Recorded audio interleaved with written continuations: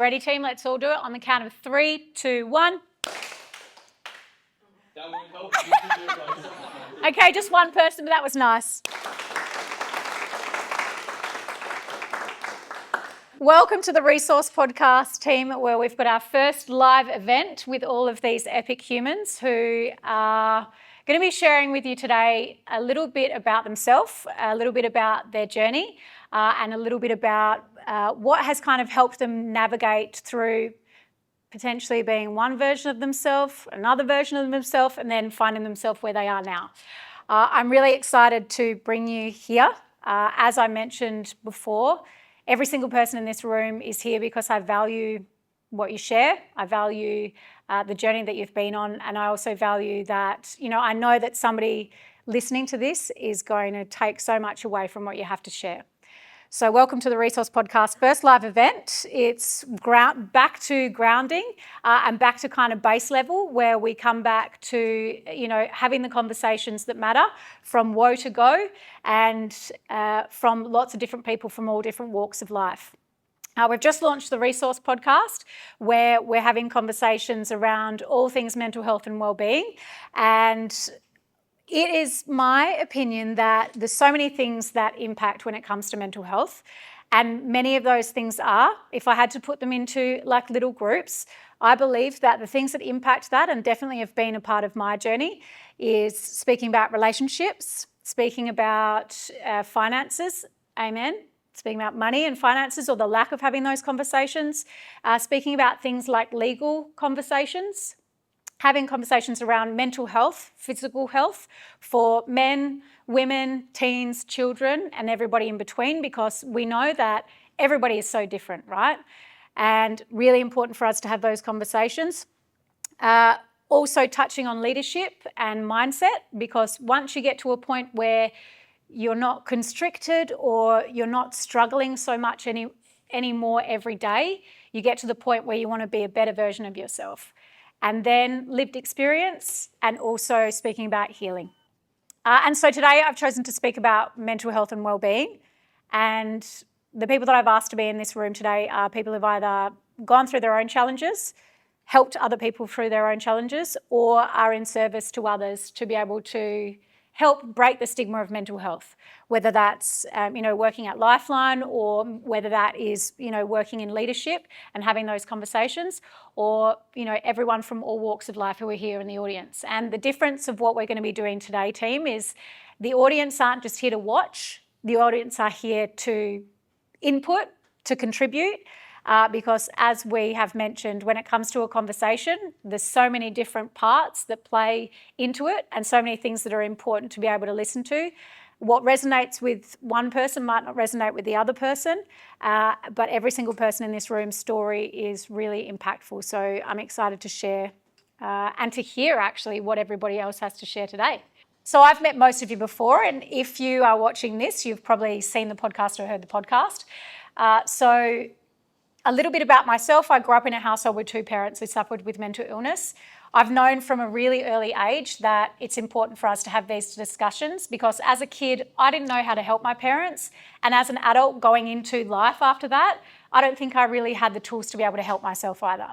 And so for me, opening up these conversations and hearing from other people, something that I wish that we had, when mum and dad were struggling with their own mental health and other family members, was these kind of conversations, was, an open forum where people could go, and also help that's available now in 2025, like, Lifeline and all of the other places that you can reach out to, because it might not be you that you reach out to that, Lifeline for. It might be somebody else that you can point in the right direction. And so that's what I hope from this conversation, is that it resonates with you, and you can take something away from it. So I've spoken about Lifeline, and I've said it a few times. It's interesting that I've said it so much, because I've been up in mining now I've been in mining for 7 years, and going up, and like we were having a conversation before, Joe, is that I always recommend, and I'm always saying, if you need any help, speak to Lifeline. You know, it's a 24/7 crisis line. So I'd love to introduce you, Jo. So we're lucky enough to have you here today. I think it's a vital part of the conversation when it comes to mental health and wellbeing, because, you know, people aren't always in a crisis when they call, I can imagine, but people are always coming to you because they might not have anywhere else to go or anybody else to speak to. So I'd love to hear from you, and, you know, what are the most common things that you hear when it comes to Lifeline, and a little bit about yourself and what got you, you know, being on the crisis line is a big thing to do in your life. So what got you interested in doing that, and what keeps you passionate, and what keeps you being able to help the other crisis support workers and Lifeline as well? Yeah, thank you. Thank you for having me here. And I just want to say, you know, really big respect to all of you that are here to share your stories, because it really does help others to feel that they're not alone and they're not the only ones. So I just really want to acknowledge that. So I started at Lifeline 10 years ago. I was a stay-at-home mum. Our family business was veterinary, so I was always, you know, animals were kind of my thing. And I started to just wanted to do something different. So I walked through the door at Lifeline to the information session to do some volunteering, also to show my two boys the importance of volunteering, doing things for no monetary value. And I went to the information session and I just never looked back. So I volunteered for 10 years there. I stopped last year on the phones, but I've been employed for 8 years and I'm currently the manager of crisis support, which is the digital crisis support and also the voice side of things, so the number 13 11 14, and also the wellbeing team. So I've sort of got a fairly broad overview of the service. Why do people call Lifeline? There is no limits to why people call. People call because they have taken their medication and it hasn't kicked in yet and they want to sit with someone until that starts to take effect. People call up for the time. Obviously, we have suicidality, mental health, a lot of relationship issues. Our digital service has a lot of young people using that modality, so they seem to be really comfortable in that area. And something about Lifeline is that when you call, is that we treat every single phone call as a crisis. So what is a crisis for you is a crisis, but it might not be the same. The other person might not see it as a crisis. So it's very individual. And so basically, every single person in this room has had a different upbringing. They've had different parents. They've had things in their life that have shaped them. They go through their developmental stages. And sometimes developmental stages, things happen in those times, and then as you grow into being an adult, some of that stuff can come out later, which is sort of touching on a little bit of what you just talked about. So we do have a lot of, I guess, that's kind of coming through, but we can't fix that. So Lifeline's sort of role in the community is to be there when someone calls up when they are heightened and they're in that moment of crisis. So they're not able to access the rational thinking side of their brain, they're in fight, flight, freeze, or fawn. So our job as crisis supporters is just to connect, be with that person, not tell them what to do, validate the situation that they're in. You know, a lot of the time it's like, well, from what you've told me, it's no wonder the way you feel the way you do. So that real validation really helps. And once they come down and they're kind of in a space that they can access that part of their brain where they're thinking in a more rational way, then then they can kind of move off into their day. But it's not about fixing. And that person might call again 2 days later, they might call again in an hour.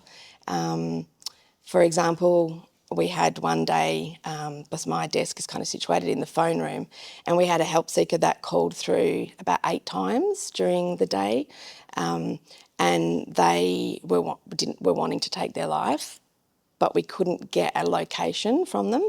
So we kind of worked, and by the time we got to the end of the day, we managed to de-escalate this person, get a location,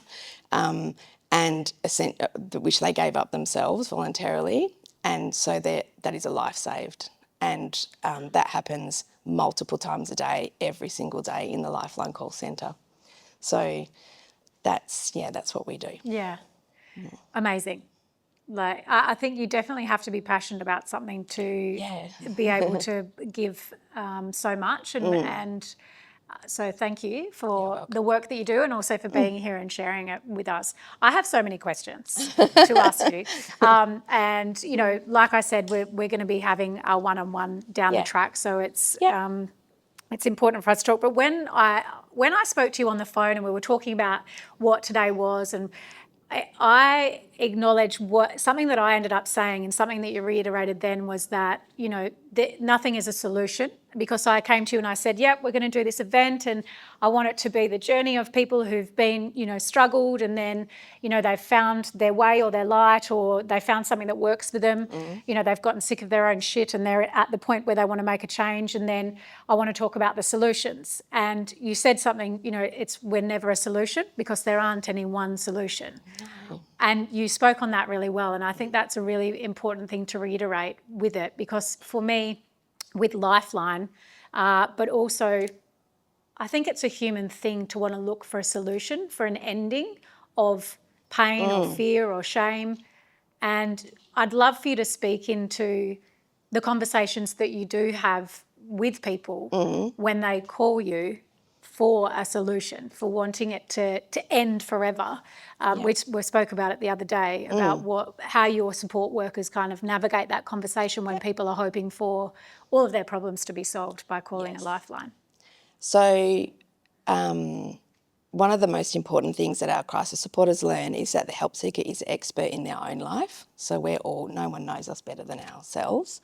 So throughout sort of framework that we utilise, it's very much, it's not a passive framework, it's not a directive framework, it's more of it has a bit of assertion, but it's kind of following their lead. But when people are sort of at that point, sometimes when they don't want to be here anymore, or they're in really deep distress, it is really about bringing them to the here and now. So you sort of hear their story, but you've got to sort of de-escalate them and bring them to the present moment, and it's about how they feel right now.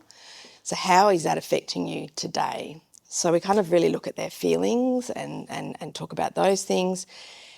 And essentially it's like a moment in time. So it's very much about, so like reframing, maybe helping them to think things a little bit differently. But as far as a solution goes, it's a very much a crisis line in the moment.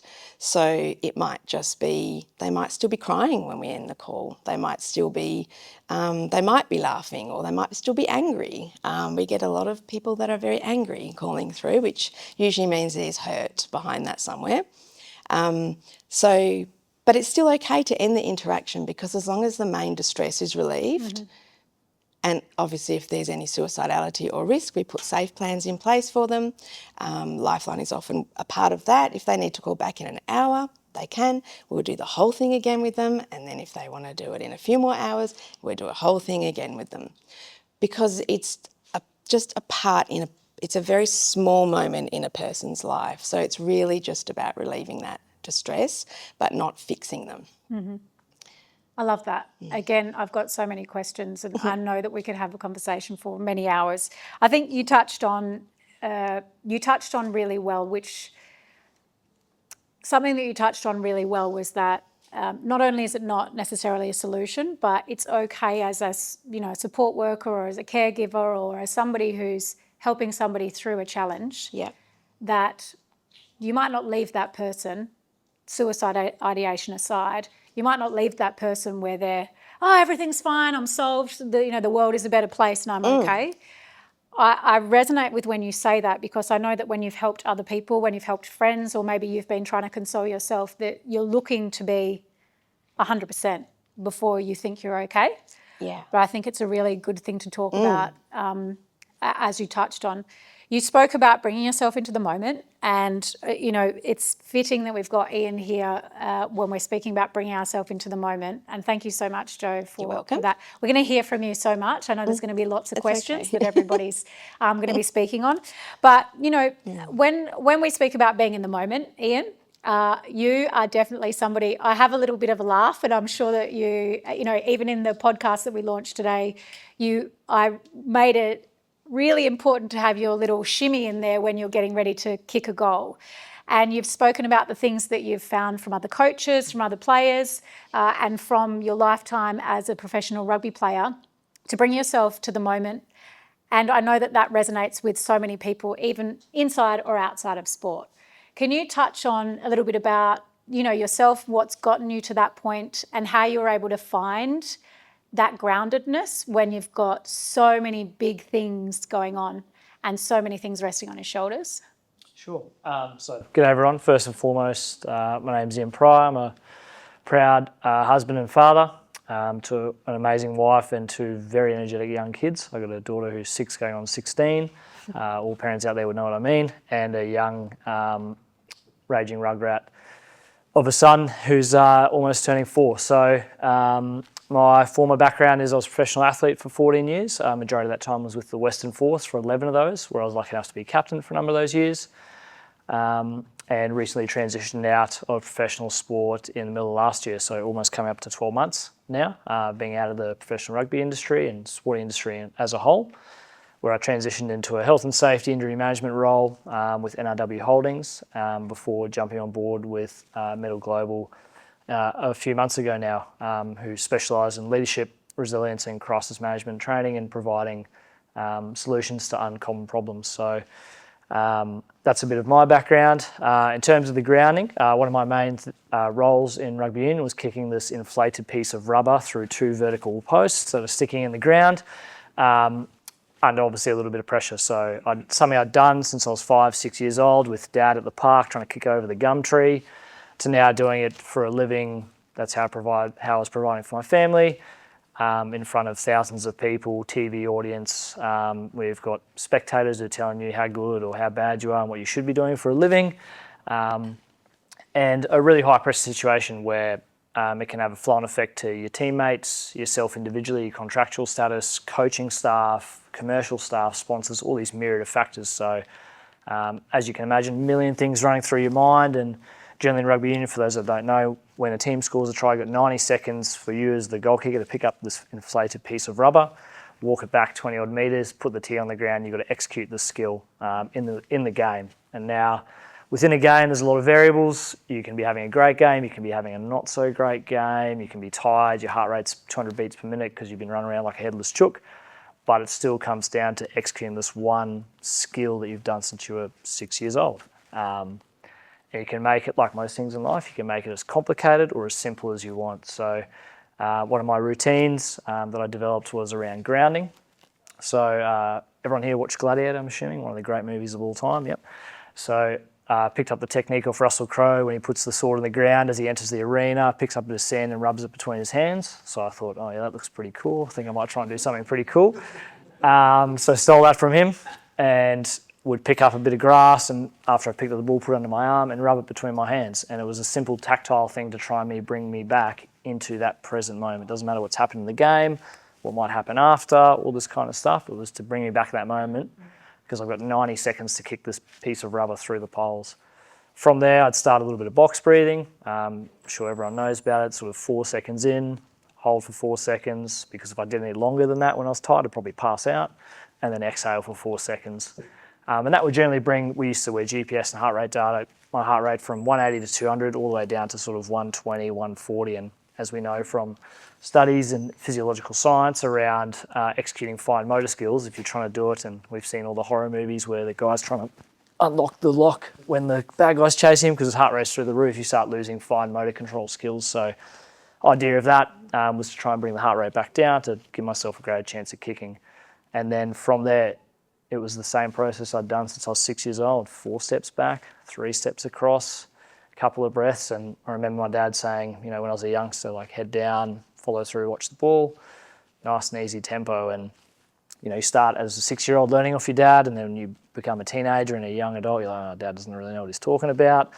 All these other coaches come in who are paid professionals in their gig, and you're picking up a few things here and there, but the fundamentals don't change. And that was the thing that held true 30 years later. And then, would pray would go over after you kicked it. And generally as a kicker, without even having to look up, as soon as your foot struck the ball, because you've done this, probably millions of times now growing up and practicing as a professional, you would know whether it's going over or not. You wouldn't have to look up. That was how dialed in your skill execution was at that point. So, grounding was a big one, breathing, and then familiarisation with doing that process. 4 steps back, 3 steps across. Been doing this since you're a young boy, trying to make it go through. And you go into so much, like you said, you've learnt it from so many different people, and I love that you touched on that it was your dad who said it to you, but you're like, you don't know anything. Yeah. Who can resonate with that, who's had someone in their life. When you're a teenager, But, the thing that sticks out for me with you as well is that you don't just carry who you are onto the field, you carried it into your home life and how you conduct yourself within life as well, as a partner, as a father also. And I think a lot of people, including myself, when you're in high pressure situations, when you've got a lot going on in life, the kettle top can bust off pretty easily. And so you keep yourself grounded throughout that when you've got other challenges going on. Do you find you obviously don't do 2 steps to the side and one step and then you've got... Meeting. Yeah. It's hard to pick up grass in here, isn't it? Yeah. I mean, I'm sure you try. You go and ground yourself out of it. Yeah. But what are some of the things for people who aren't necessarily athletes with the grounding? What do you find with the conversations that you're having in workplaces now with Medal Global is the biggest thing that you can give to people when it comes to grounding themselves with lack of having a massive rugby field and grass in front of them? Correct. So I think the first thing and the biggest thing you can do is controlling your breathing. When we have our signs of stressful response, our body doesn't know the difference between when we're in the caves and the saber-toothed tiger was coming to get us, or now when we've got a deadline, for emails or work, whatever it may be. Our body still responds the same. Your heart rate goes up, your blood pressure increases. You actually lose IQ points as well because the blood leaves your brain into your muscles because you're getting ready to punch the saber-toothed tiger from back in the day. So how do you control your sympathetic and parasympathetic nervous system to bring yourself out of that fight or flight mode? And it starts with the diaphragm and your breathing. So breathing is a really good one. Obviously, you can do that wherever you are. If you're about to walk into a meeting, that's a bit of a pressure meeting or a hard conversation you're about to have, or as an athlete, you're about to walk into a conversation where you're going to get rinsed. You're going to get some pretty hard feedback about how bad you played or whatever it may be. So doing a little bit of breathing, whatever your technique may be, there's a multitude of them out there. Box breathing was a really effective one for me. And then it's all individual. Like everyone will find what works for them. It might be, there was like my grounding technique was the rubbing the hands together. There were other people that would stomp their feet on the ground in the stadium. There was other people that would stare at the furthest point or the furthest person they could see in the stadium. So there's a million ways to it. It's finding something that you can connect with emotionally that helps you bring you back to that moment, that present. So it might be, tightening your belt, moving your belt. It can be rubbing your hands on your thighs, putting your hands in the pocket, whatever it may be. It's trying to develop something for you individually that you create that response. Okay, yep, I'm back in the moment, I'm back in the present. How do I get out of this monkey mind, 7, 8, 9 things going through my head to focus on the one thing in the present moment? I love that. And it was actually you who introduced me to meditation and personal development and, having those conversations and just opening your mind to being something bigger or different to the person or living a different life to what your life is now. And so I'll always be grateful for you for that. As we're touching on having both of you here, it goes from different ends of the scale where, somebody's in crisis and then where somebody is struggling. You touched on things that can happen in developmental stages. So when people are growing up, you talked about having kids and everything like that. I'd love to throw to the audience now to involve some of the crew from the audience on their journey and their story. As we touched on before, you guys spoke really well into when somebody might be going through crisis, and then on the other end of the scale, maybe not even the other end of the scale, but when somebody is wanting to improve themselves, their mindset, ground themselves and find techniques for being a better version of themselves within the day. You also touched on that things can be developmental. So I think it's a perfect time now to throw to the audience where there's so much journey in between those two things, and it'd be a perfect time to start to bring in Jeff Morgan, who is somebody who, when I speak to everybody who I've asked to be here today, when I speak to journey and how impactful it is and being through the ringer and having gone through so much as a kid and, found yourself in sticky situations, which I'm sure you'll go into, robbing a bank when you were, how old were you? 16. So you were 16 when you robbed the bank. We've had a podcast previously and you told me your journey and your story, like before, of what led you to that point. You're an amazing man now, you're doing amazing things, and I know that to get to that point, there's so much work that goes into it. And there's so many choices that go towards being the man that you are now. Maybe I've bigged you up, but I'm never sad about doing that. I'd love to hear a bit about yourself, Jeff, and what kind of things you put in place and the challenges that you faced that made you struggle, made you make those decisions, and then got you to the point of being the person that you are now. I suppose I'll share the story so everyone gets context to that. I grew up in one of Australia's most notorious street, Everleigh Street, Redfern, where running riots were normal with police. It was a badge of honour to go to jail. Drugs, alcohol, domestic violence was all normal. So we had the opportunity, obviously South Sydney Rabbitohs in the area. I played there as a kid. I was a talented athlete and represented our country at soccer and rugby league at that time. Went into South, but obviously had some bad habits, great intentions, bad habits. So I wasn't built. I didn't make bad choices. I look back on it now, it was uneducated choices. I didn't have the role models. Our role models were bank robbers or, those doing crime. We were in the hustle and the grind, and I just went out and became a part of the community. And especially for me, our family's Aboriginal, so coming out of that stolen generation, we didn't have the internet, they didn't have the emotional intelligence or awareness how to deal with their emotions, and drugs, alcohol, domestic violence all became a normal part of that journey. I became one of those kids. I spent over 20 years in and out of custody. First bank robbery at 16, and basically by the time I was 37, I'd finished the last bank robbery down in Melbourne, travelling around this country as a sledgehammer gang. And for us, it was, we thought it was a buzz and thrill, and you've spoken before about fight or flight. We didn't even know that existed. The only fight we got into and fight was during the bank robberies, and that was our fight or flight, and no understanding around it. But once I sort of got to be able to look back on what I call your invisible backpack, what's in it and how are you built, and is it truly serving yourself? So, to get to a point now where we travel around the globe doing a lot around high performance leadership and life strategies with corporate organisations, professionals, pretty much every sporting club in this country other than rugby unions, sorry. Maybe you can get me in there, we can have that conversation. But the Defence Force, crazy enough, we, running riots with police, from police, bricks at police cars, thinking it was totally normal. And then have the Defence Force reach out and obviously say, hey, we'd love for you to come and do what you do. So to be able to get to that point, how did that kid unpack where he was and who he became? And to go into your invisible backpack, I started to write out all these things when I was in custody and say, do you really enjoy this journey? What are you doing it for? What was it about? For us growing up, we had no skills. It was about money, the girls, the status and all of the above. So I asked myself, is that what you truly want? And then started to disconnect with who I was and who I really wanted to be.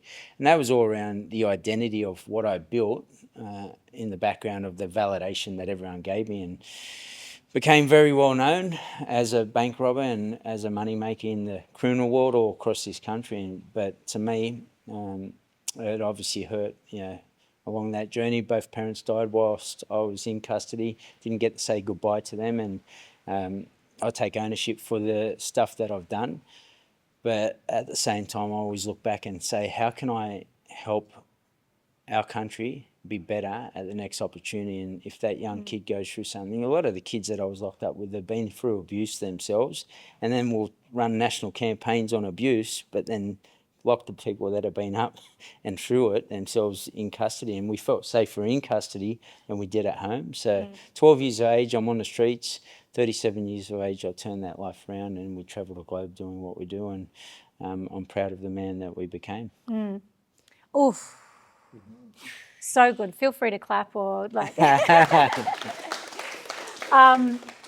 that's why I asked you to be here today, Jeff, is that when we cross paths, like I've had you on the podcast previously, we've done another episode, because I know that, like a lot of people in this room, you're willing to grow. So you're a completely different person, I think, to the person that I met even 2 years ago. Absolutely. And that's something we all have in common, is our willingness and our willingness to want to grow. And also what we have in common is wanting to help people as well. I'm going to leave it there with you because I know that we could chat for a long time. You can actually listen to Jeb's podcast. It's coming up in the next couple of months. But thank you so much for sharing your journey and your story. If anybody has questions for Jeff when we go on, please feel free. But I really appreciate your input there. Absolutely, and thanks welcome. for being here. Keep crushing it. I'm proud of you. Thank you. I've just said, having heard your journey and your story, Jeff, around what it looked like going through that struggle when you didn't necessarily...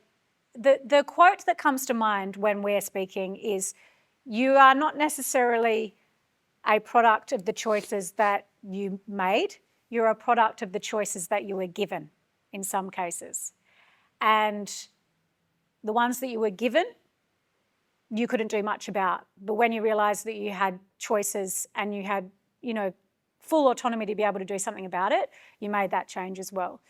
And it resonates with me and it resonates with so many people in the room, and it brings me to grades as well. When I heard about your story and when we met through the Empowered Project and you guys ran a mental health gala alongside Starting Line, hearing your journey and your story, and what resonated with me the most was just being a human and having had challenges and struggles, having all these choices that were made for you previously, and maybe potentially showing up as a person that you didn't necessarily want to be, really stands out for me with you. I'd love to know more about your journey and your story, about what led you, I suppose, to the point of now making a choice where you help people, you empower others, and you bring other people together. Yeah, thanks, Beck. Thanks for having me as well. Really appreciate the opportunity. For myself, I suppose, in a slimline version, we've all got a story. We've all been through a journey, and everyone's journey is valid for that person themselves. My journey, I believe I've been able to have an impact on people through relatability, as we all go through battles.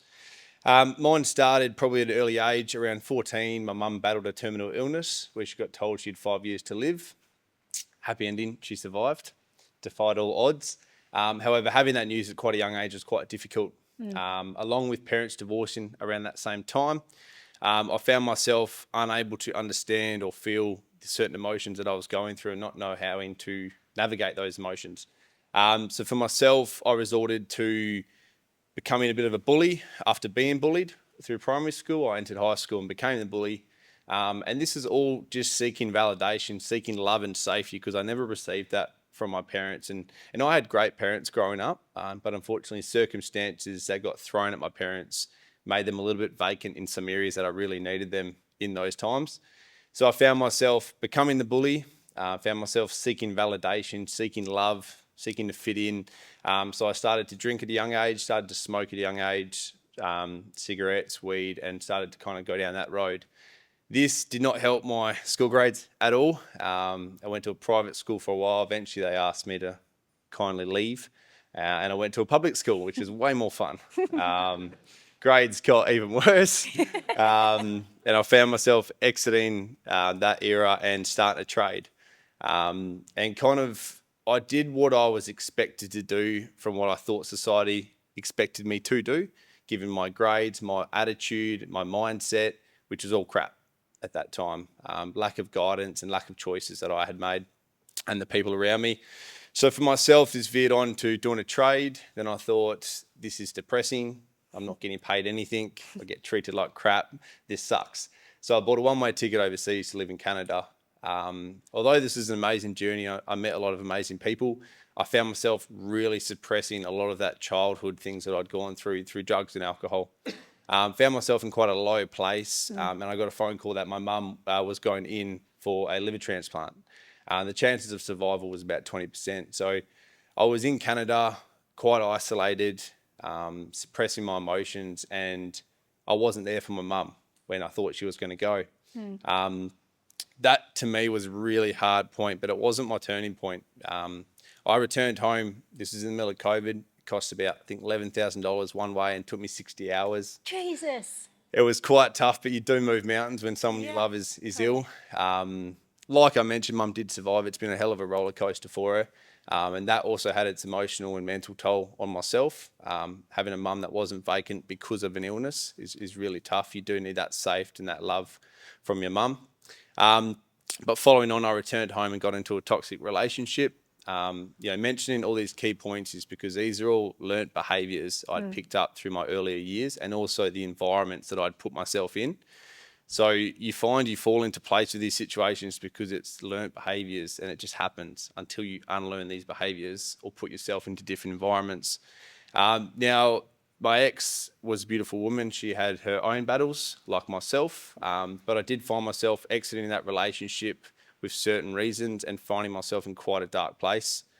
I did have a choice. I had a choice to just finish it and call it a day with life, or to make some changes. As you know, and a few other people, I've got a little bit of a gun-ho mentality. So I was like, we are going all in. I signed up for a marathon, ran that with no training, cried the whole time, decided to read my first book, listened to about 1 million podcasts. I think on average was 6 hours a day worth of podcasts, which also makes me more grateful to be here because I understand how much value podcasts do bring to people, especially when you're not that good on the books like myself. And once I got a little bit of a feeling of how I'm meant to live my life, not how I thought people meant that I had to live my life, I started to really run. I quit my job with zero savings, started 4 businesses in the space of 6 months, and then ran 100 kilometres with no training. And this is a little bit extreme. However, it taught me a lot through adversity. And this is one of my main practices to people, is that through the chaos, the storm, the adversity, the challenges is actually where magic is built. It's where you as a true person come out. And for myself, I found myself through these challenges. I dealt with a lot of childhood trauma, a lot of emotions that I didn't understand, I could now understand. And I did this through endurance events and pressure, which isn't for everyone, but this is definitely how my body processed a lot. The ultra marathon, I pretty much cried the whole time about everything. Happiness, sadness, it all came up, anger. But yeah, processing through all of these challenges, the last final challenge that really got me going on my journey, because my journey is well and truly still on the way, got a long way to go. But I had no money. I was running marathons, a single man with a dog, living his best life. And I met a beautiful woman. And in the space of 2 months, the universe, she fell pregnant. Had no money in my bank account, and a lot of trauma from my ex came up at the perfect timing, like the universe does. But this taught me a lot of valuable lessons, and it taught me to, in times of pressure, going back to the breath work and centering and grounding yourself. I've done a lot of breath work, reached out to a lot of beautiful people for guidance and support, which is what this is all about, finding the tools and finding the people to help you. And that navigated through that journey well. My son is 10 months now, healthy, and my relationship is growing like they always do. But yeah, it's kind of led me to the position I'm in now with my traditional businesses, and then also the Empowered Project, where we speak into mental health awareness and motivational speaking, and try and just bring relatability and some tools to people that are going through the journey as well. Very powerful, sharing all of that in such a short amount of time, and the challenges that you've been on. You touch on so many different things and challenges that a lot of people have faced and resonate. I know that you have a business within FIFO. What I have in common with a lot of people here is working within mining, and there's a lot of mental health struggles that come working within mining, and I've stepped in and out of it, and I've, done so many different jobs, and I've, really struggled to be able to, I suppose, bring these conversations up to mining. And I think, Ryan, when we first met, you were still working in FIFO, I believe, and you've done a complete 360 of what life looks like for you now, and what insight you're able to bring to people. What we all have in common, and what you spoke about their grades, is you've got a killer story. You've been through some shit. And Ryan as well, I know that you resonate with that, where you've been through it, you want to help other people. How is it that you help other people? Yeah, great. Thanks, Becky. Firstly, really excited to be here, to be a part of this amazing group of people doing great things. My name's Ryan. I'm a FIFO worker, very, very avid community leader. It's a massive part of my life. I'll go into a bit more soon. But for me, my journey was never easy. I'm not going to go into a lot of it just for time's sake, but I've had a lot of choices, bad choices, good choices, but much what others have shared today is those choices got me here in this room with these amazing people, and I'll never ever want to change that because I could be a worse version of myself, but I'm proud of the man I am today, and I'm proud of the choices that I make because I spend a lot of time helping people. It's because once upon a time someone helped me, and if that help never got reciprocated, that flow of energy, that flow of help would have stopped. Just my little bit of flow. So if everyone stopped helping others, we'd be in a really, really bad place, a much worse place than where some people think we are today. I'll choose to take the positive path. But so for me, a big part of my journey is acts of service. I think every great human should be doing something in return just to get good karma back, rather than money, rather than a car, rather than a fancy watch, all these materialistic things. For me, it's about karma and moving forward, trying to let a lot of those old stories that we inherently think were wrong, they actually just got us here today. So I've the past 5 years, I've been building ideas, building communities, and COVID taught me a big thing, and that is we need each other. So I'm a proud director of Men's Hub WA, a men's mental health charity, where we aim to provide safe and secure, accessible services to all walks of life for men. But we also collaborate, and collaboration is something that's so big in today's day and age. We're all here collaborating, Becky, through the beautiful guidance of yourself, and that's something that I also do as well. I lend my experience, my life experience, my skills, my ear, my heart, my shoulder, to collaborate with others to help them get to their best version as well. Because without working as a team, it's going to be a very lonely road. And for me, that is something that a lot of people don't have, is a team of supporters, a team of strong critics to help you be your best self, to help you sharpen some of those shadows or less ideal behaviours. So that's something I'm committed to wholeheartedly till the day I die. I'll be 90 odd years old, maybe 100, who knows, still helping people because it is who I am. And I'm really proud of that. It's not easy, but it's a choice, and I continue to make that choice because it makes the world a better place. You speak so well into community and the importance of it, and I love that you wrapped that up so nicely. And when you speak about community and how, you know, when you're struggling or when you're trying to be a better version of yourself or when you're trying to grow, it's hard to do that alone. Something that, you know, going up onto site over the last 2 years, I would, you know, speak to people about my own journey, and I would admit that I would fluff it up about things that you should do and things that you've got to do and, you know, do these things because I was still on my own journey. But the biggest thing that I had been saying in the last kind of 6 months is that if you're not going to be there for yourself, then it doesn't matter how many people you've got around you, you're the one who has to make that change. And I think you touched on that really well, that you've got to make those choices, but shit, it's easier when you've got a community of people around you. The reason why I throw to you, JP, is, you know, we were lucky enough to meet up on site, and I was presenting to you around leadership and around mental health.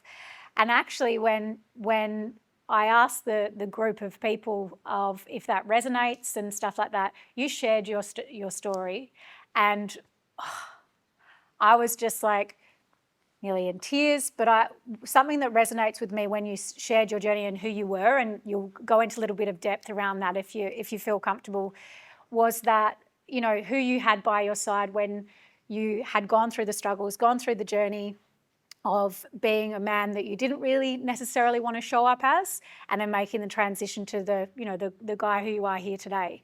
You had your wife, your partner with you at that time, you had kids at the time, but you're also juggling like FIFO lifestyle, juggling, were you a manager at the time as well? Yeah, at the time, yeah. Yeah, so you're juggling that. And I definitely know in mining, as a human being, that isolation, you know, managing relationships, managing all of that is definitely challenging.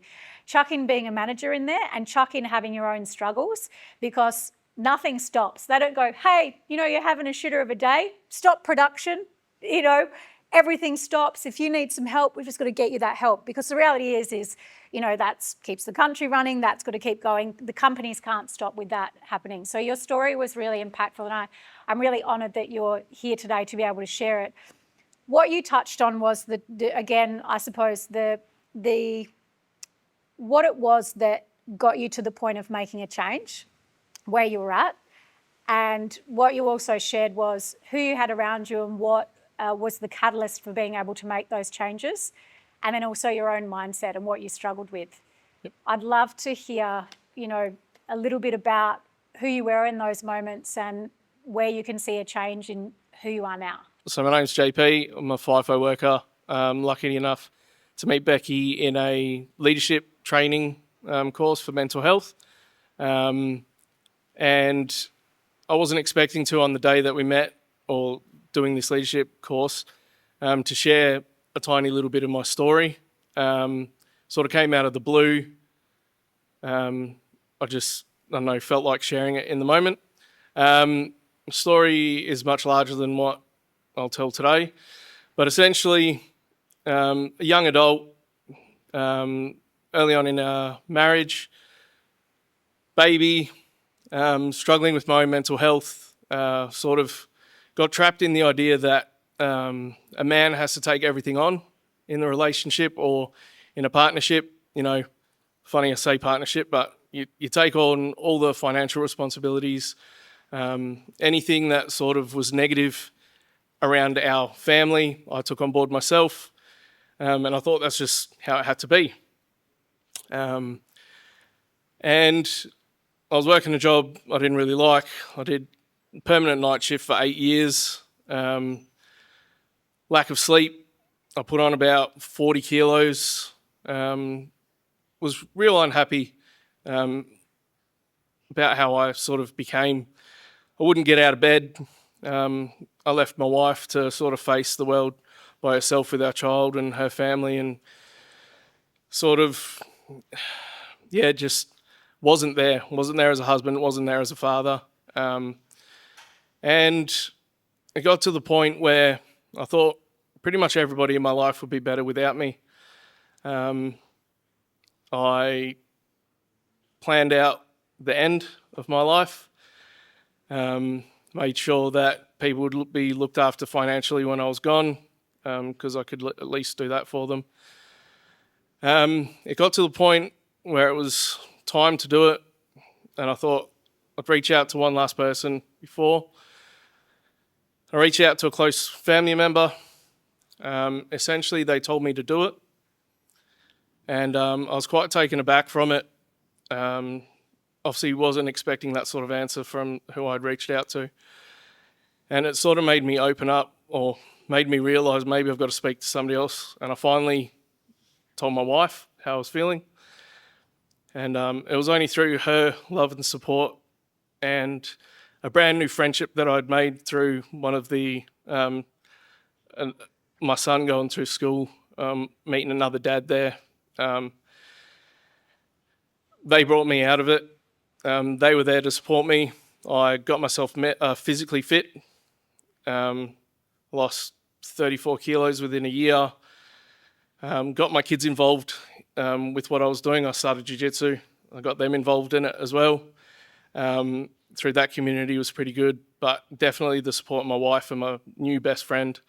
And then learning to be a husband and a father, watching how he was with his kids and watching him with his wife, taught me how to do it when I didn't have that as a kid. And yeah, that's sort of my journey. It's been, 6 years since all of that now. And yeah, I find for myself anyway, trying to keep physically fit definitely helps my mental game. And having the love of my wife and my best friend. The way that you share is so wholesome, and having been up on site for the last couple of years, while your journey is it's hectic, it's so wild to think that you've gone through something like that. And when I met you and when we were doing the leadership training, just came in with a big smile on your face. You know what I mean? And it just made me realise you just never know what people are going through, what they've been through, but also the beauty in that you were like, it's time. Like, I'm ready to share it. And while we were saying you're never truly on the other side, none of us are on the other side. I think the laugh is if you think you're on the other side, you're far from it. But, you know, you touched on so many things of having your family, having your wife, having your kids, making that heartbreaking decision that you didn't want to be here anymore. And then, you know, the way that something maybe bigger than you or your choices that you made was like, nope, you're not going anywhere. You're staying here. You're made for something far bigger than that. But also what resonates with me is that friend that you met as well. You know, were they like, you got to do this, you got to do that? Or were they just being the person and you were watching and you were... He was pretty much just being who he is. He's a pretty amazing dude. I'll touch on the friendships that he has. What was a bit different that sort of helped me was he's got a very close group of friends that have all grown up with each other. And I was brand new into this friendship. I got forced into it by my wife. Good work. And now he's my best mate. Yeah. But his group of friends, bunch of guys that love fishing, outdoors, camping, all that stuff. And it took me back the first time I was at a gathering with them. At the end of the night, they all told each other that they loved each other before they left, and they hugged each other. And I'd never been exposed to that. And I thought, I didn't think it was weird, but I was sort of like, wow, that's like, I wish I had that. And they accepted me into their friend group. And yeah, that's sort of, they're just pretty awesome dudes. Yeah. Awesome. Yeah. You nailed that. Super impactful. And JP, I'm so glad that you said yes when we had that conversation afterwards to be able to share a little bit about your journey and your story. I'm so glad that we're surrounded by each other, able to hear that for the first time and of where you've shared it. And I know that it's going to impact so many people who are in that position now. Maybe they're just before it, maybe they're just after it, and they don't know where to go. They don't know who to reach out for. Maybe they don't necessarily have that best friend that, you know, or a wife who's forced them into a friendship or anything like that. So I really appreciate that. After you speaking and sharing your journey and your story, JP, there's so many things that I know resonate with a lot of people in this room. But one of the things that sticks out to me among the many is how you went to that gathering, which you were used to, like, you know, bravado and maybe like taking the piss out of each other and telling each other how shit they are. We've all been there, I think, in part of our journey and our story before. But, you know, you speak into that the guys that you ended up meeting up with were like, hey, love you, when they left each other. And for me, that kind of stands out, that you can be the change that you want to see. And you simply being there to watch that fully shifted how you see things. And they probably didn't know it at the time, but they made a huge difference in your life. Jake, I know that is you in a nutshell.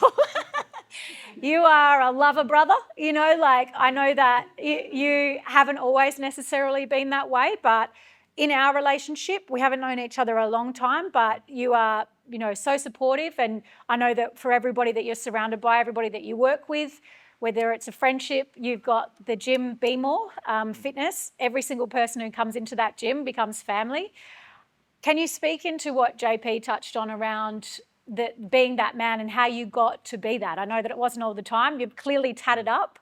I know that you've been in a bikie gang before. I don't know if you were going to be touching on that today, but I know that when it comes to what men are supposed to be and the bravado of what shows up, we've shared before, and I've heard you share your journey and your story of what got you to that point and then what got you here. Thanks for having me there, Becky, and grateful to be here with everyone in this room today. I guess in short, you know, like to summarize the story, I was a fat kid that was nerdy, I was overweight, I was bullied. I grew up in an environment, and a lot of us touch on here that we are a product of our environment. Jeff, Graydon, and that's one of the key factors that really shape us and shape our personalities from an early age, development stages. And I didn't have anyone really to model off. My father, he come from an adoption, so he grew up with shame, inadequacy, led to drugs, alcohol, and my mum was accustomed to abusive relationships because that's what her father was like. So to speed the process up, I didn't really have anyone to model off. I didn't have really strong role models. So I went through my life disassociated and just becoming a product of whatever was in my environment. Got to, it was that nerdy kid, was bullied in age 15. I started martial arts, ended up being a professional kickboxer, always craved that sense of belonging and wanting to fit in because I didn't feel good enough for love. I hated what I seen in the mirror. I had body dysmorphia. And that it just everything compounded on that feeling of inadequacy. So I started martial arts to build confidence, to build discipline, to build grit, to build who I thought I should be in this world. You know what I mean? Like, okay, I should be strong. I should be this. And this is what, a lot of men need to think like. Like, we need to be this strong character to handle our families, to handle our shit, right? So long story short, that came up. I left school. Started drinking alcohol, drugs, partying just to fit in, I found a close group of friends and we didn't really know what else to do, and that was just what we did. Like sort of what Jeff said as well, like you just become a product of your environment. Long story short, my brother joined a gang and I thought I was going to lose him. He was the only close person that I had. So I was like, well, I'm going to protect him, so I joined that gang to protect him. But I think, as you were saying, and to summarize, is like we all go through this hero's journey of our life of what we think that we should be. And it's a process of where we go, we put facades on, we put layers about what society thinks, what society thinks we should be. And then the whole journey is a journey coming back to yourself, repealing all of those layers off, repealing all of those facades off so that you can get back to your authentic self. So yeah, that's what I really truly believe like the process is about. We can be all this, this perception of what we should be as a man, strong, resilient, all these things, but it's all about coming back to your heart center and coming back to who you are as a person. And it's uncomfortable. We have to face off with, we've got to say, love you, bro, or whatever it may be. But it's about coming back to your heart and what feels authentic to you, whether that's saying, I love you as a friend. And it's about accessing that vulnerability. I believe men should be strong. We should be resilient. However, we should be equally compassionate, loving, caring, and nurturing. And it's a balancing act. I call it like the yin and yang. It's about hardening and softening, hardening and softening. And that's what I really think it should be, a strong man should be. If that answers your question. Oh, and more. Yeah. Yes. Otherwise, I don't want to get lost in story. I'm like, I have no notes there. Yeah. What you just spoke about, JP, and Jake, you did a really great job of speaking into that bro love that JP wasn't necessarily used to, and that's something that you ended up getting used to. I think it would be remiss of me not to throw to our next guest and next audience member, Callum. We know each other actually from working up on site. I think it was, 5 years ago or something that we met each other as wellness advisors working in mining. And both of our journey has kind of, it's not like that. It's like that and all over the place.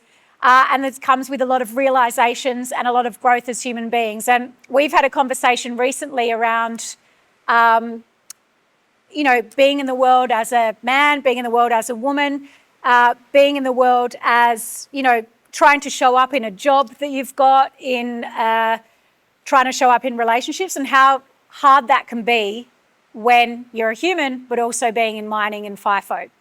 I'd love for you to speak into, not a massive amount of time, but speak into that for me, Callum, on how that resonates with you and what you're doing now with the work with men to help them kind of ground themselves back into who they are.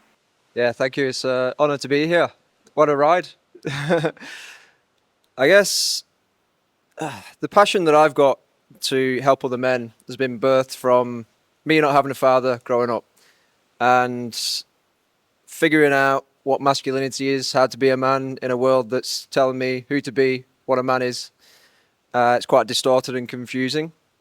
And working in the mining culture, there's this sort of element of you just fly to work, head down, bum up, you just get on with it, living the dream, and it can be quite depressive.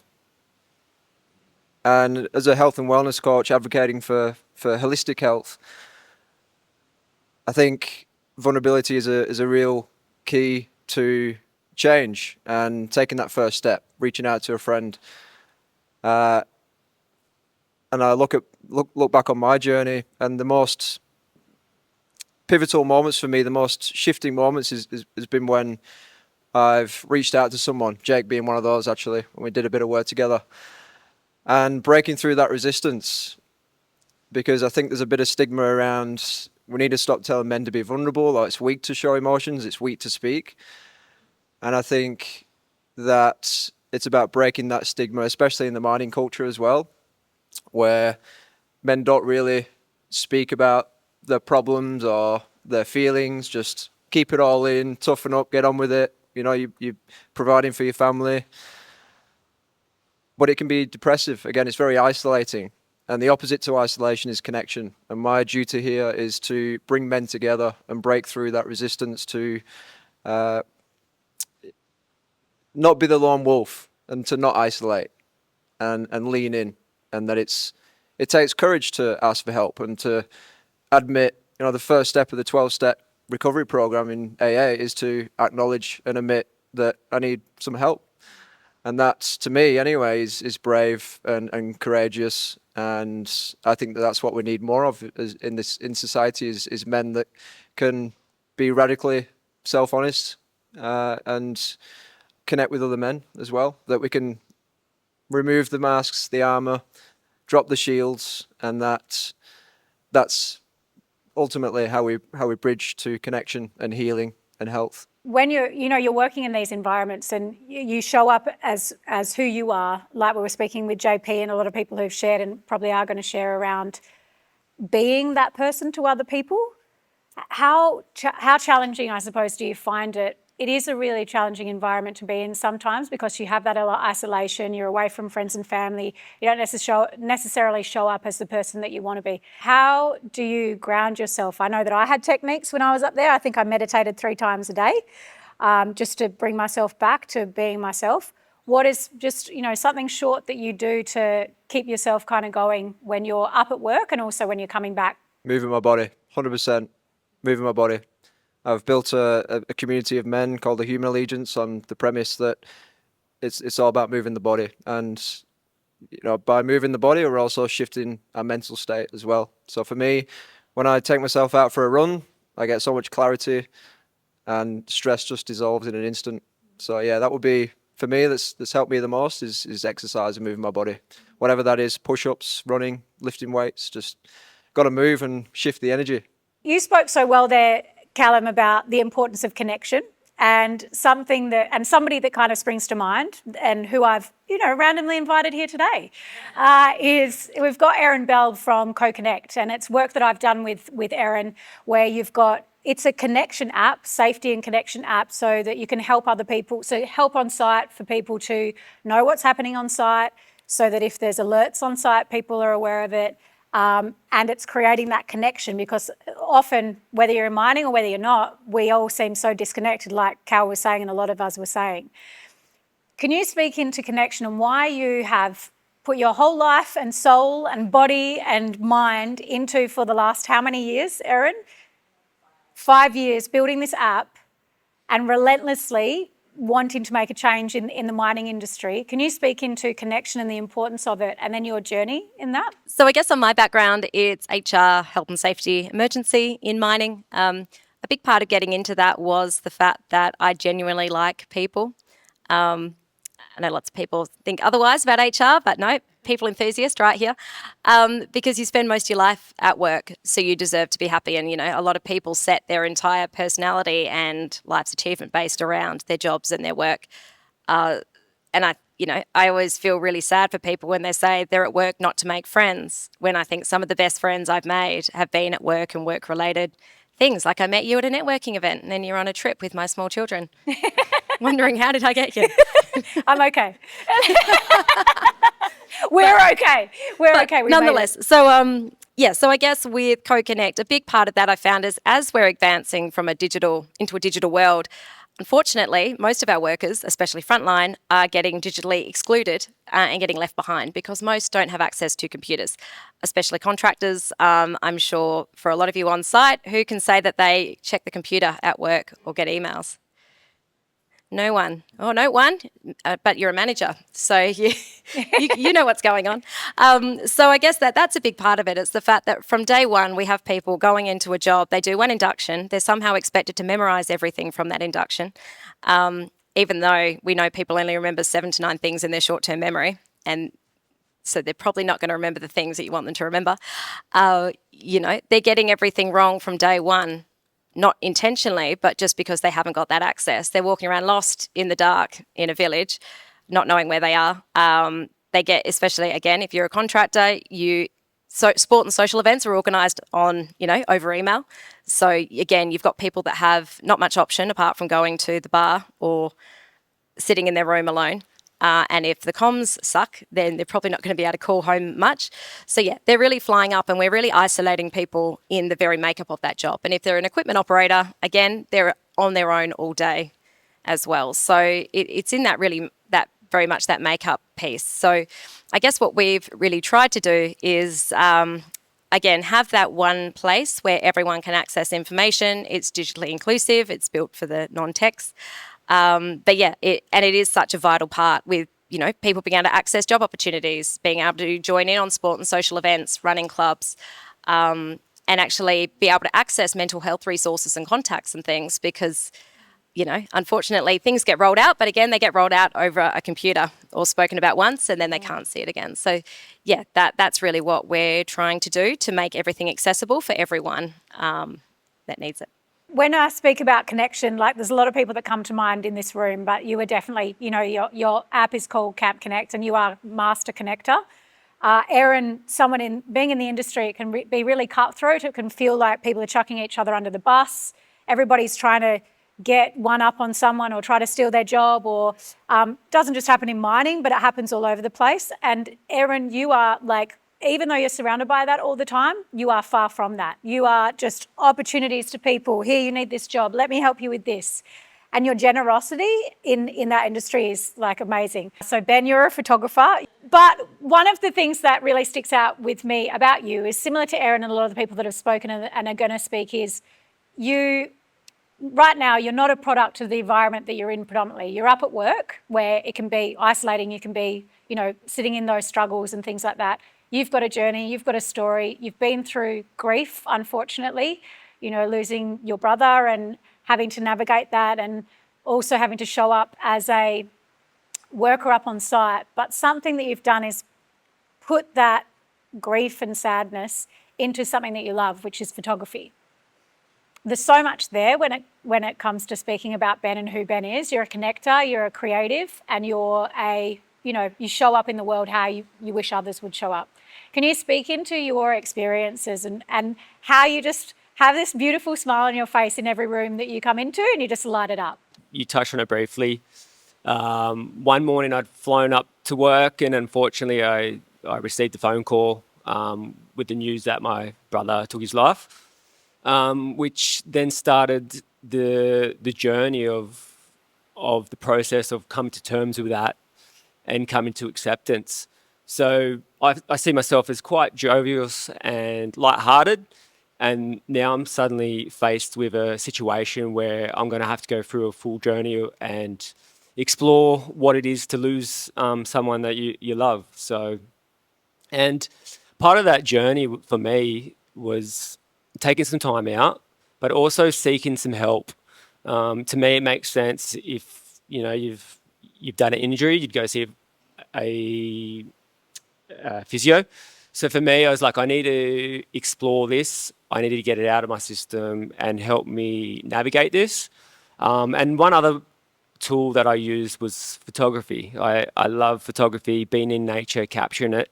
And that was another thing that just allowed me to just de-stress from the world and capture it. And one thing I love to do, as you said, is the connector. And I love holding events where I bring people together. And the body of work that I end up working towards was one around hope, that things happen in life. So there'll be a sunset, there'll be darkness, but there'll always be a sunrise. So that was then my drive to just work through that grief process and then also allow others to go through their own grief as well. And you we could talk for days, and we do sometimes, and I love that. And, when you walked in, it was funny because we didn't necessarily connect straight away because you're so used to having events that you were like, oh, I'm just going to leave you to do your thing and all that kind of stuff. But I noticed that you were just connecting with everybody in the room and how important that is. I appreciate that the work that you do and how you're able to show up. You touched on as well about, same as Callum and a lot of what people have said when it comes to physical health and fitness and keeping your eye on that. As we touched on before, you never know what somebody's going through. And, somebody who shines out for me when we speak about physical fitness, we've got the man in the room, David, or Dave. Has anyone called you David in a while? Not I've been one called person. worse, so I'm happy with either. Yeah. So sorry about that. You're not in trouble. But when we speak about physical health and fitness, you guys did I took part in an activity, or activity is probably a nicer word, but the 25-hour marathon for the starting line. And that grew from, that's about one of the biggest physical challenges that I've ever done, and it was run by you, and you've done many before that. I'd love to hear your journey of how it got to you literally volunteering to be in those rooms for 25 hours, showing up, whether you've got shit going on, whether you've got your job working out, where you've got your business working out, you've got your own podcast. Touch on all of those things where you can of, what shaped the man of Dave being in this room, smiling at us today, even through all the challenges. My story's long. Look, I was brought up in New Zealand. I saw poverty, domestic violence, drugs, alcohol. I lost my mum through suicide. I found her at the age of 14 and was pretty much left to my own devices and having to look after my younger sister. But I've had highs and lows my whole life. And still face them today with mental health. If there's anyone that knows mental health, I believe I know it inside and out. And that's why I called my podcast "Fucking Real" because I believe mental health is fucking real. I reckon suicide is fucking real, and I reckon it's the fucking real conversations we've got to have around it. A little bit like yourself, and then I guess just having that podcast that was designed to inspire better mental health and also open the doors to what everyone else is doing in the community and to shine light on that, because as we all know, mental health can feel like you're just wandering around aimlessly in a dark room. So it was just to shine light on all the different areas to help navigate through. And this is where the charity come up. It was halfway through a podcast, and we kept talking about what it was like and to go through mental health, and we kept talking about you just got to get to the starting line.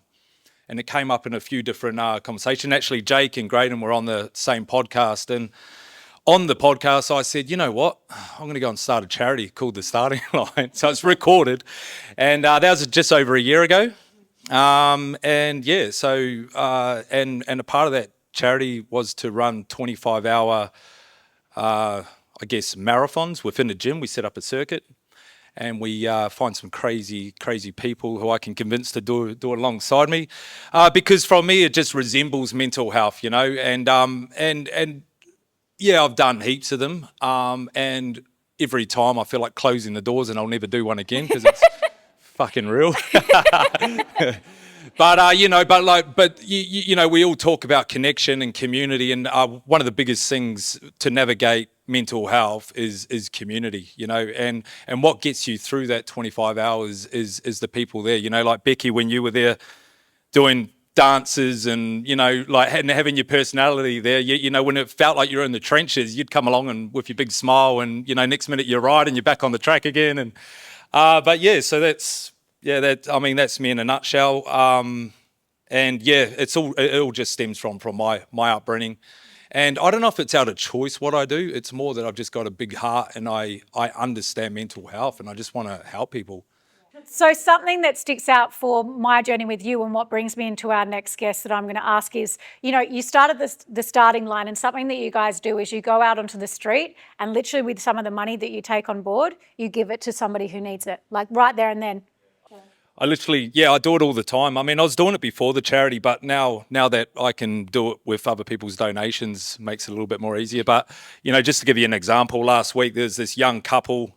I mean, they would have been in, late teens, and they got this little baby girl, and, and I just feel for them. And every time I'll drive past them, and then I'll go, nah, fuck, I've got to go back. So I'll do a U-turn and I'll go back and I'll get talking to them. But then I'll take them into like the local IGA and buy them formula and nappies and just trying to, it doesn't solve the problem, but it just lets them know that there is some support out there, and that people do actually care. Yeah, and I actually feel quite honoured to do it because I know all the hard work that people support me with my charity and things like that. So I do it with great pride to be able to help those out as well. You speak into that so well, and the reason why I asked you that question is because Zoe, who we've got coming on now, has a podcast of her own, and she speaks to a lot of FIFO workers, a lot of people who are going through financial struggles, potentially some of the people that might benefit from the work that you're doing and everybody else in here as well. We connected by being in the studio here, and as you do, I think as women have a tendency just to be like, hey, having a chat with each other, but, and getting to know each other. I love the work that you do, and you touched on that when it comes to speaking about finances. A lot of the people, and I totally agree with this, that people just don't know the basics, including myself. And when you don't know the basics, finances and money are overwhelming. And when you don't know the basics and you don't know what's coming next, that can be so overwhelming that you feel like you don't want to be here anymore, or that you're useless, hopeless, helpless in the world. And we were having a conversation the other day that you deal with a lot of people who are going through those challenges. I'd love to hear more. I'd love for you to share about what we were speaking about the other day. I'm a buyer's agent at Beagle, which is just upstairs. So I've had the pleasure of meeting lots of amazing people come through the door here. And I will say on mental health and that, it has a river through my life, like whether it's been from, young and one of those big things definitely is finances, which there's a few good people to talk about that in here. But a lot of the people I speak to are looking to buy a house and they're FIFO and they've got a really, really good income. Some of them young, some middle-aged, and then some in their 60s. And it's really, really sad when I speak to the ones in their 60s and they're like, I need to buy a house, I want to retire soon. And you're like, well, the bank's probably not going to look at you now to do that sort of thing. So I'm really trying to, through my podcast and different things, help making buy a house easy for people to do. I'm kind of trying to do myself out of a job because it is like something that we all don't have time to have the knowledge about anymore, like how to write the best offer for yourself, how to get yourself into your own home, like what it looks like, what's the best decision. And property's so expensive now, no one wants to make the wrong decision. But if I can help, even most of my clients seem to be FIFO right now. I'll give you an example of a 25-year-old amazing, him and his partner both work swing and swing, one on, one off.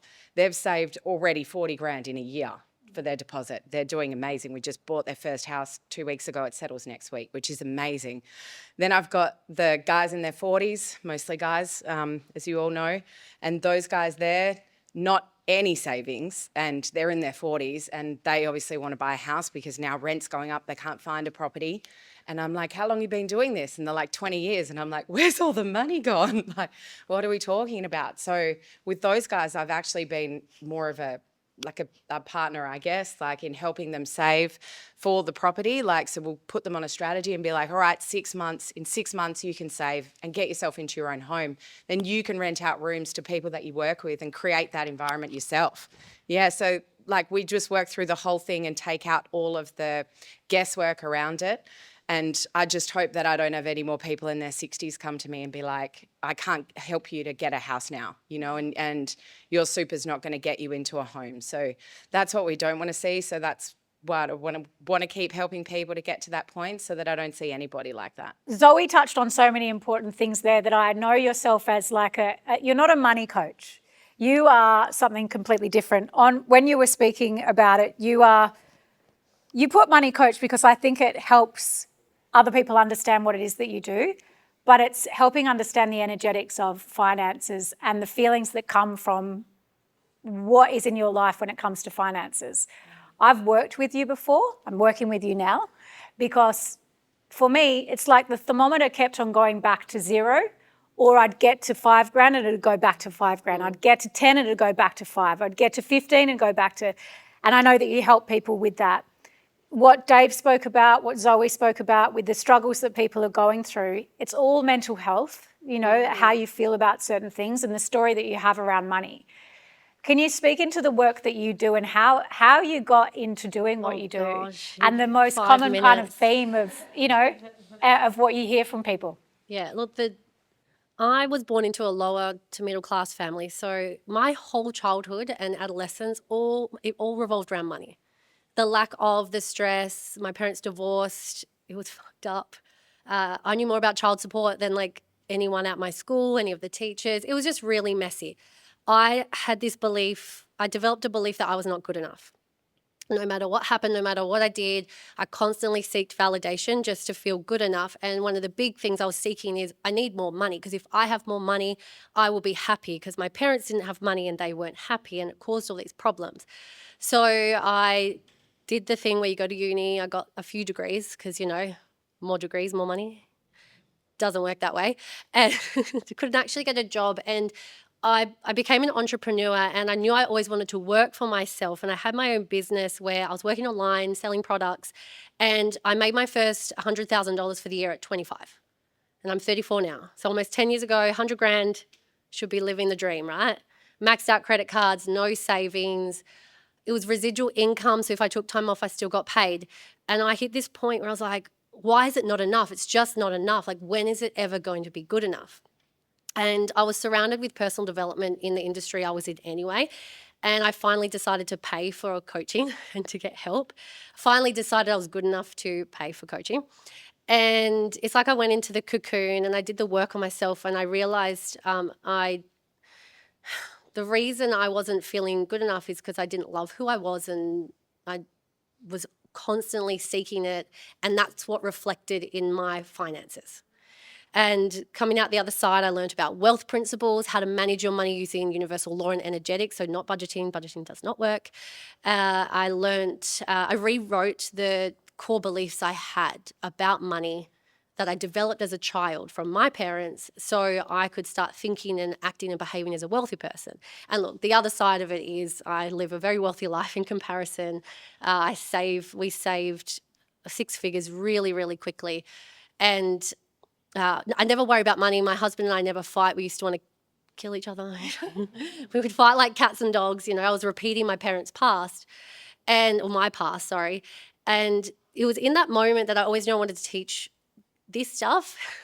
It's probably a better way to say it. But I was already coaching and training in other things.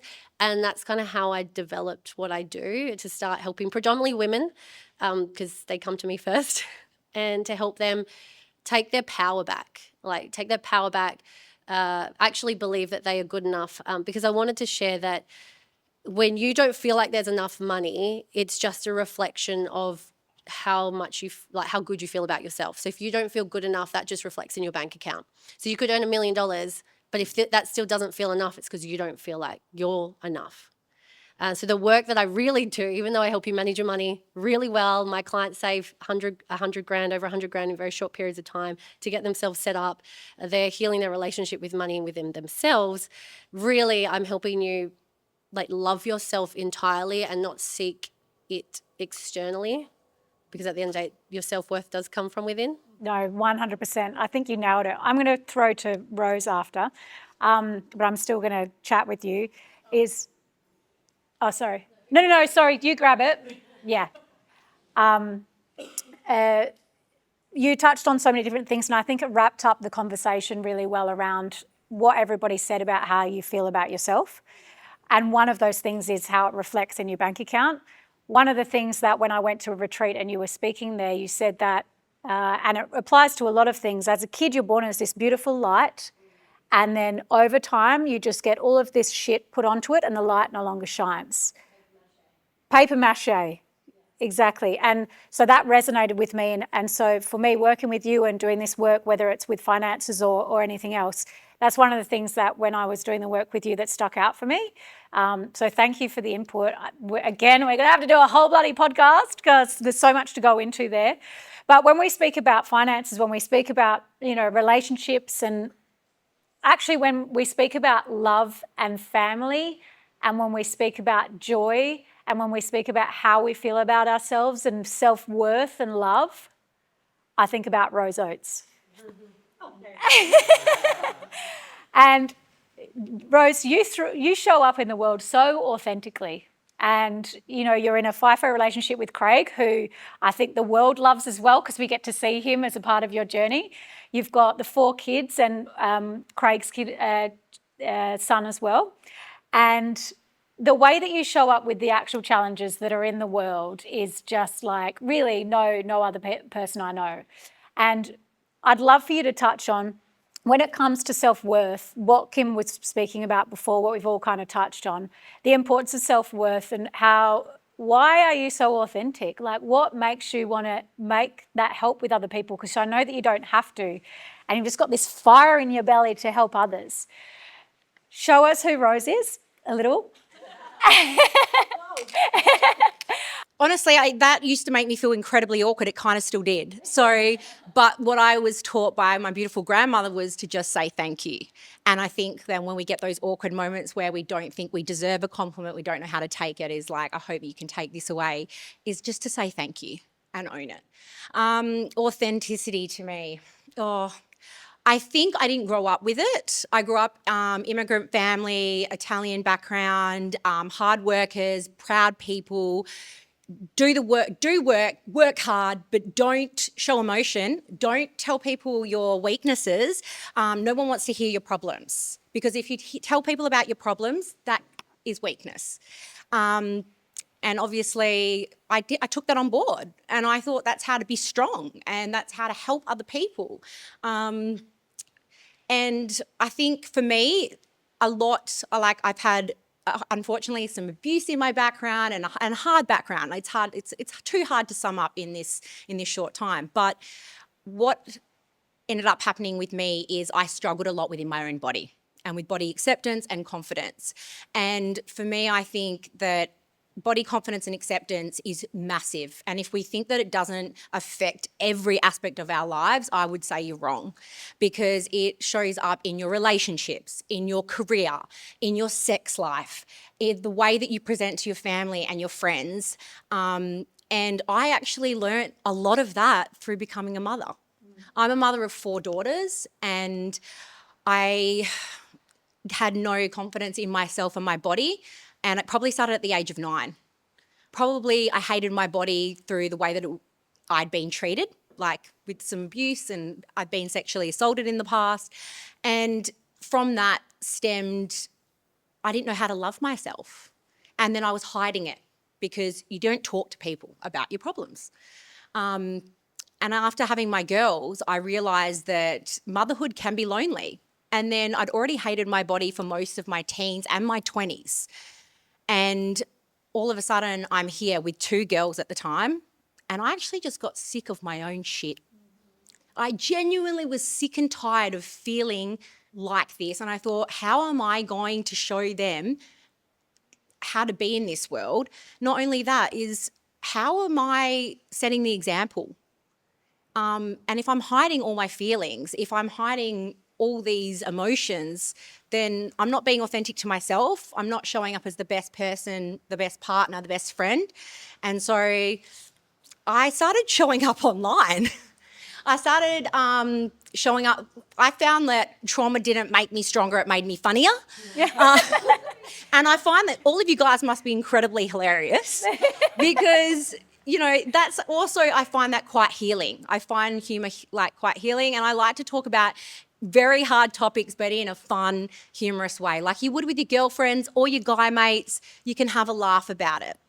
So I started showing up online almost through exposure therapy, showing up in my underwear and just talk. The more I exposed, not myself literally, but the more I showed up, the more people, especially women, started coming to me and going, I just wanted to see a body that looked like mine.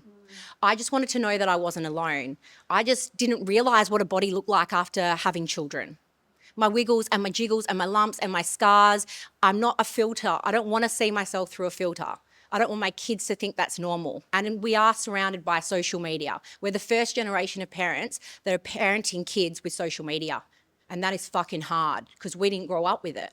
So they're growing up with filters, with airbrushed images, with AI, and that's intense. So I felt like if we can just be ourselves, whether that's dorky or geeky or whatever that is, it's the best way forward to teach our kids and even to heal ourselves. Yeah. Oh. And, you know, as you touch on that, Rose, I remember that we met the first time walking in our underwear through what was it? Through a supermarket, a shopping centre. So the things that you've got to do to, you know, that's how we met. Literally exposing ourselves. We didn't just randomly meet like she was walking with her underwear and I was walking like, hey, it was literally curated by Heidi Anderson. It was just to do exactly like you were speaking about, showing other people that, you know, other bodies exist. And then the only ones you see are the ones that are airbrushed and the ones that people want us to see. And it affects boys and girls from a very young age. And what I wish I had growing up is what I want to be in the world. But touching on walking through the shopping centre in our underwear, it brings me to a moment that I'd love to share is, I think it was a 60 or 70-year-old woman by memory, that honestly was just brought to tears. And she actually stripped to her underwear in the shopping centre with us, impromptu, because she'd never seen it growing up and she had struggled with her body image since she was in her 20s. Now I'd say she was in her late 60s, and I think I just cried. And seeing her feel empowered enough to do that, it's everything to me. And I really want that for everybody else as well. Yeah.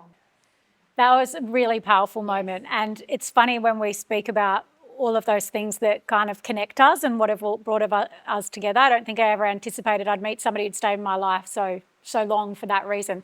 I appreciate you sharing so much, Rose, and being here today to share your journey. You know, Rose touched on so many things about what we were speaking about, and she touched on what the impacts can have on kids when they're seeing things that, you know, aren't necessarily a reflection of who you are, but how the world kind of perceives that we want to be seen as human beings. Something that you work on, Shell, is you're a kinesiologist, among many things, and you work alongside people with mental health that runs through like ancestral healing and ancestral kind of trauma and things that have happened in the past. I'd love for you to touch on, you know, there's so much that we've spoken about today, and I'm sure that your bing, bing, bing has been going off of how much, you know, kinesiology can help. What are some of the things that you work with people? And when you say ancestral healing, ancestral trauma, for somebody who's never heard of that before, what do you mean? What is that, and what do you do to work with it? Yes. Well, I generally love to target families and heal generational wounds and turn it into generational wellness. Reason being is, like, we are all inner kids. Like, we have this child that had needs that probably weren't met growing up and in their upbringing, and that had been very similar to what Kim was referring to, just layered on with that paper mache. And so that's so much heaviness. That's so much heaviness that we carry and we mask, and our bodies compensate for it. It comes into our physical image and our mental and emotional, and that affects our relationship. It affects how we show up. And I just see so many people walking around with this heaviness, and I'm like, imagine if we could just liberate our own shit, if we could just represent liberated living. And that came to me when I became a mum. Like, that was, I feel like, my spiritual awakening, because here I am, you know, I grew up with a disconnected family. My beautiful dad, he was my rock, but he was physically always away with his line of work. My beautiful mum, she was there, but emotionally just not there, to be honest. And so I grew to be hyper independent and relied on myself. And so that family unit we never really had. And so the hyper independence, it led me traveling, it got me to different works, and I loved my life, and I still love my life. But then when I fell pregnant and had my beautiful daughter looking back at me when I was 24, I'm like, holy shit, I can't keep running. I can't keep having these masks on. I can't have this beautiful baby with her green eyes looking at me with her purity. Who am I to taint her with unresolved pain? So it was just me needing to come back to myself. And so that is my ancestral healing, is healing it within myself so it then does not get passed on. And that's what I believe in. Ancestral trauma, ancestral healing, I feel like is the butt of like mental health and things that have the choices that were, you know, made for you and the choices that you get to make. And it's a challenge. Like Rose was saying, you're just trying to human yourself. None of us are given a book. You're just trying to figure it out. And then you've got kids. Like, I don't have kids yet, and I'm 39 and still trying to figure it out. I can't imagine putting children into navigating being a human being. And so I love the work that you do. I love that you're able to touch on that. I'm excited to go into even more depth with it. I'm going to throw over to Anita now. With the work, when it comes to like prevention and preemptiveness, Anita and I know each other from working up on the mine site. We're both wellness advisors. Turns out I've got the whole of the wellness team coming up to the event today. But Anita, we connected straight away because I think we both had a connection to mindset and personal development. Since we met, we both have gone, on, again, such huge journeys. And something that you found to work for you and something that you went into working up on site was creating the space with breath work, with meditation, not only the stuff that we had to do, which was, activity and lifting weights. You paved your own way in bringing that to mining, where I think when you started it 5 years ago or 4 years ago, it really wasn't as welcomed. How'd you go with that? And how are you going now? What is it that you're working on now? To start off with, bringing concepts of working on preventative measures up on site. When some things can be at a little bit of a stagnancy with certain levels and how things are perceived, and mental health's not an issue, you just show up to work, you do your work. Sometimes I did hit some brick walls there, and then there were other opportunities that really opened up avenues to have amazing people come up to site to deliver events such as sound healing on site. So, just these stereotypical miners showing up to an Indigenous sound healing event was something that I was really proud of being able to bring to that space. But also as a preventative measure and something that calms down the nervous system is breath and meditation, but also physically moving your body to be able to sit in that practice and in that space, to be able to be present completely, as Ian, spoke about before, as well as using it as a technique, not only to clear the mind, but to be in the space that you're in, has been so incredibly helpful, not only to me, but to be able to pass that on to other people as well. Now I'm very similarly, like a lot of the amazing and incredible people in this room, just really wanting people to be their most authentic selves and realize that their dreams are achievable through working on empowerment and dissolving some neural pathways that are kind of blocking them. So bringing in that unshakable self-worth and letting that, lead the way and navigate. And I'm excited to see, because you're just forever growing and doing more things. I know that was definitely hard to bring that into mining, because you have to get people on board for the vision, and it can be really challenging. So I'm excited to see where you keep going. I know you so well, Matilda, and you're one of my good friends, best friends, I would say. And I know that what we've spoken about today resonates with you so much with the work that you do with other people. And you do a lot of work with, you're a naturopath in your study, but you do somatic and shamanic practitioner, and you're a facilitator for people who are going through challenges in alternative kind of ways. And Anita touched on bringing sound healing and meditation and to people, but I know that it's like, why I've started this podcast is because the conversation of mental health at the moment, some people are, does it exist? Is it a problem? Is there such thing as mental illness? Just get on with it, toughen up, shut the fuck up and get on with it. Then there's the conversation of, cool, I want to be, I want to do more things. I'm in crisis, I need to get help. Then there's the, I found help, I want to improve myself, I want to be surrounded by other people, I'm showing up in the world a better way. And then there's the, you've done that healing through connecting with yourself in a past version of yourself or with your family. It's like, I feel like what you do is, it's like not the next level. You meet people where they're at in all of that, but I know that you work with people in different ways, and you do such an amazing job to be able to, the best healers help you see what you need help with. They don't tell you what you need, they don't, point you in the direction to be like, don't go over there. You simply are it, and you hold yourself in it, and you show people how to do the same, and you guide them in that way. Can you speak us through that?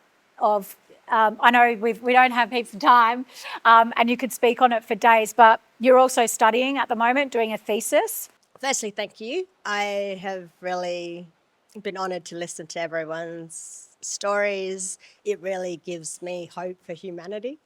And just, I think I delve through so much of the darkness in the world, and I know that that's a part of my purpose on this earth, and a huge part of my journey has been in embodiment. And I think that's a large part of what each and every one of us here do, where our message is from our life and the things that we've experienced in our life, and that's where our passion and our fire comes to help others, because we've all experienced a certain level of adversity, and that's led us to be all here in this room. And a lot of my background is I've, as a child, experienced a lot of trauma, as many of us have, and then as I grew up, it sort of just manifested into different things. I've had a lot of health adversities as well. And then my path has always been, when something has happened, I felt always failed by the system. So when I had my health condition, I saw so many different specialists that couldn't help me. So I pretty much decided to do a naturopathic degree for 5 years. And then that was my journey. And then each and every time, a lot of the work that I do is supporting people go through transitioning through death in a metaphorical and literal way as well, because we're constantly going through these death cycles. And if we kind of look at societal life, we're just pretty much in the hamster wheel, and we're not allowing ourselves to let these parts of us die, or say if someone else dies, not allowing us to go into stages of grief and things like that. So each time something happened to me in my life, I had to go deeper into another part of me that needed to die. And that's been where, like, death has been a great medicine for me. And so then each time something happened, and then, like, a lot of my background was I lived the societal life. I felt like I reached a lot of pinnacles of what society deems as success. And I was making 6 figures. I was building my dream home. I had the house and the boat and the cars, and I was extremely miserable and anxious and questioning, I've gotten all the things that society deems for me to be happy, and I'm so unhappy, and I'm anxious, and I have adrenal fatigue, and I'm just striving for more. And so I decided to sell everything and leave Australia, and I went and lived in the Amazon. And a lot of I don't recommend that to many people. It's very dysregulating for your nervous system to go into such a depth of completely letting go of every identity that you have. Like, we cling on so much to, like, our career, our roles, and even looking at, like, if you're a mother, like, there's so much identity that we're constantly clinging on to know who we are on this earth. And then I learnt so much from spending so much time there, and that led me to many different experiences and studying so many different, like, levels of mysticism. And I think it's just from a place of, like, actually I'm at a point now where I went from studying shamanism to tantra, and every time I had, like, I had a lot of sexual trauma, so I was like, oh, I need to go to India and study tantra. And then I ended up now where I feel like there's this end part of, it's not the end, but this completion of studying psychology, and I'm writing my thesis in neuroscience and the neurobiology of developmental psychology, and it's a lot around belief systems that are set pre-verbal. So I think we do so much work, but there's a lot of core belief systems that are so deeply embedded in the body that are beyond the mind, and our inability to, like, go deeply into our bodies. And a lot of these are so deeply ingrained in us, and they're so sitting in the unconscious, and it's our ability to go into our body. I do a lot of somatic therapy as well, and it's actually building safety. Like, the biggest, foremost thing that I believe is developing safety with ourselves, developing safety with each other. And I'm able to do the work that I do because of the depth and rawness that I've taken myself and the ability to take others into that place. And like the biggest fulfillment and joy that I get is being able to see someone in the rawness of who they are and the disconnect that we have and all these belief systems that we've created around not being human. And when I sit in the jungle, when I'm vomiting on myself and shitting in a hole, I'm okay. I lie on the ground and I'm still lovable. And that's the biggest thing that I want to implement to other people, and the space that I can hold for others, where they, like, I hold a lot of space for men, and there's not enough initiation in Western society. And when men aren't like in all the Indigenous traditions, they're initiated around 13, 14, and they face a level of death. And Western society doesn't naturally do that. And to be able to hold that space for men to be able to be in their vulnerability, and the amount of societal conditioning where women don't want to see men in their vulnerability. And they need them to be strong all the time, but they also need, like I think Jake mentioned, it's the expansion and the contraction. It's being able to go into that. And I think the biggest thing that's in society right now is separation. It's separation, disconnection from nature, which is our first mother, and our disconnection from ourselves, our disconnection from each other, not having community, like the levels of things you learn in Indigenous societies where they have community. That's why they don't have mental illness.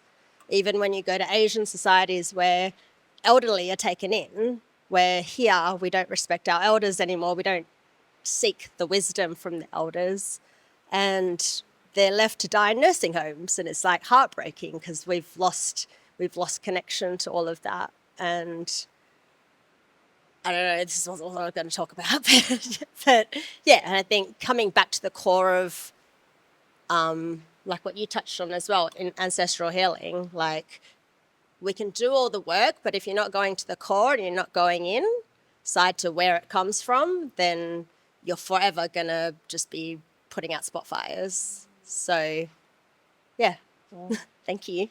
Matilda, you wrapped it up so perfectly, and I think you touched on every single part of the journey.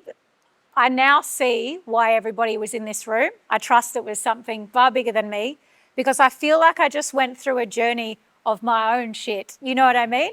Like having gone through the crisis or gone through the things that have happened in your past and coming out the other side, getting sick of your own shit, you know, going through those challenges that you're facing and having the community around you, and then being able to find different modalities. Maybe it's talk therapy, maybe it's going to a breath work, maybe it is going and seeing a psychiatrist, psychologist, or maybe it's going and doing something alternative. Maybe you're at the point where you don't know what you need or what you want, but maybe the people you're surrounded by aren't helping you be a better version of yourself. You know, you touched on it so well there, JP. Not to say that the people were bad or holding us back. It's just you grow from the person that you are into something else. And so I feel like we just went on a full journey, and I feel like we've wrapped it up so well. I feel really honoured that everybody took the time today to be able to share a part of themselves. I know that this is big. Like, do you feel it? Like, what I feel now compared to what I felt at the beginning is very different. And so I really appreciate each one of you in the work that you do, how you show up every day, the challenges that you've experienced, the fuckery and getting to the point of getting sick of your own shit that got you to the point of being able to help people and be so passionate about that you do it every day and that you're in this room wanting to share about it. And hopefully there's a lot of things that can resonate with people. And I'm really excited for people to be able to grow into something that they love, or just love who they are right now. And so I'll wrap it up there. I'll leave it where it is. Thank you for joining us on the first ever live event of the Resource Podcast. Thank you everybody for joining us. If you enjoyed that, If you think that that is going to resonate with somebody else in your life, then please share. But we'd love to hear from you. Maybe you'll be in the audience. Maybe you'll be up here. But thank you. Thank you for joining us. Round of applause, Becky.